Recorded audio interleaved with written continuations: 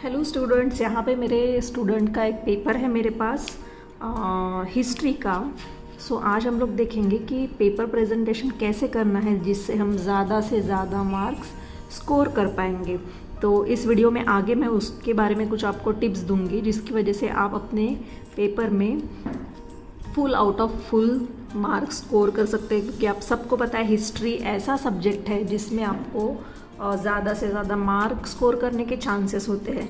तो ऐसी कुछ छोटी छोटी बातें हैं जो आपको ध्यान में रखनी है, जिसको ध्यान में रखकर आप अपना पेपर अगर प्रेजेंट करेंगे तो आपको 40 में से 40 मार्क्स डेफिनेटली मिलेंगे। ये एक सैम्पल पेपर है, इसमें हम लोग अभी देखेंगे कि कौन सी ऐसी चीज़ें करनी है जैसे इस पेपर में अभी आप लोग देख पा रहे हैं, आपको पेपर में ये एक मार्जिन दिया रहेगा। ये एक मार्जिन दिया रहेगा आपको पेपर में, तो इसके लेफ्ट हैंड साइड पे आपको एक मार्जिन ड्रॉ करना है, जिससे क्या होगा कि आप जब भी कोई क्वेश्चन अटेम्प्ट करोगे तो उसके जो नंबर्स हैं वो इसमें आप लिख पाओगे। तो जो पेपर चेक करने वाला रहेगा उसके लिए भी आसानी होगी।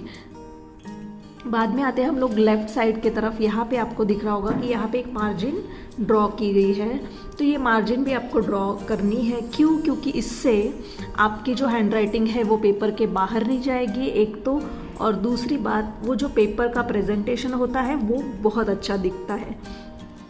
तो it's all about presenting your paper, how you right your paper. तो ऐसे दोनों तरफ मार्जिन, क्योंकि आपको एग्ज़ाम हॉल में जब आप जाएंगे तो 15 मिनट्स बिफोर आपको आंसर शीट मिल जाएगी। तो सबसे पहले आपको मार्जिन ड्रॉ करने का ही काम करना है। उसके बाद जैसे यहाँ पे लिखा है, ये जो फिल इन द ब्लैंक्स लिखी है, ये फिल इन द ब्लैंक्स आपको फुल सेंटेंस में लिखनी है, ना कि सिर्फ उसका आंसर लिखना है। ये इसको आप फुल सेंटेंस में ही लिखेंगे तो ही आपको आउट ऑफ मार्क मिलेगा, अदरवाइज आपको पूरा मार्क्स नहीं मिलेगा। जैसे इस पेपर में लिखा हुआ है वैसे ही आपको, और जो भी उसका आंसर रहेगा उसको आपको ऐसे अंडरलाइन करना है। अंडरस्टैंड? बाद में हम लोग आएंगे और जो दूसरा हमारा क्वेश्चन होता है रॉन्ग पेयर, उसको देखो यहाँ पे जैसे आप देखेंगे कि यहाँ पे भी लिखा हुआ है, तो रॉन्ग पेयर आइडेंटिफाई करनी है। उसके बाद एक लाइन छोड़नी है, प्रॉपर एक क्वेश्चन के बाद एक लाइन हमको यहाँ पे छोड़नी ही है। और उसके बाद ये फर्स्ट क्वेश्चन हो गया। फर्स्ट क्वेश्चन का ए उधर हमने सॉल्व किया था, बी यहाँ पे है। उसके बाद आते हैं अभी क्वेश्चन नंबर सेकंड पे। ये भी जो हम लोग के सामने जो चार्ट्स या जो भी डायग्राम्स रहेंगे, इसको प्रॉपर तरीके से स्केल का यूज़ करके हमको ड्रॉ करनी है। एक तो आप पेंसिल से ड्रॉ कर सकते हो या पेन से भी ड्रॉ कर सकते हो, कोई प्रॉब्लम नहीं है, लेकिन उसको प्रॉपर आपको ड्रॉ करना है। जैसे ये फर्स्ट वाला डायग्राम है, ये भी ड्रॉ किया हुआ है। उसके बाद ये सेकेंड डायग्राम, ये भी अच्छे से स्केल और पेन या पेंसिल की मदद से आपको ड्रॉ करना है। उसके बाद क्वेश्चन आगे वाला जो क्वेश्चन है, जो आंसर्स हमको लिखने पड़ते हैं, तो वो भी आप पॉइंट वाइज ही लिखेंगे।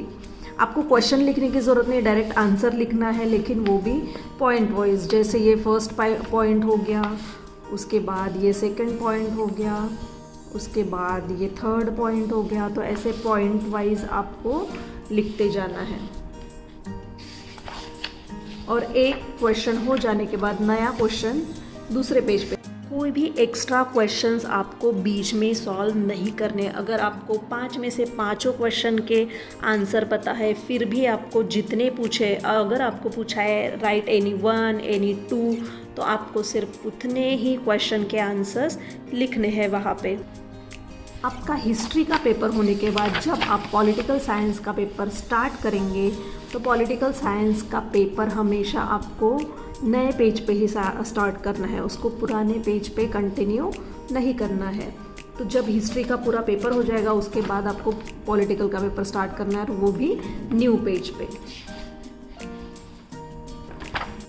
और हैंडराइटिंग ऐसी निकालनी है जो आगे वाले को समझ आए और उसको ज़्यादा पढ़ने की ज़रूरत ना पड़े, वो देख के ही उसको हैंडराइटिंग समझ में आनी चाहिए। तो इस तरीके से ऐसी कुछ बातें ध्यान में रखते हुए आपको अपना पेपर सॉल्व करना है।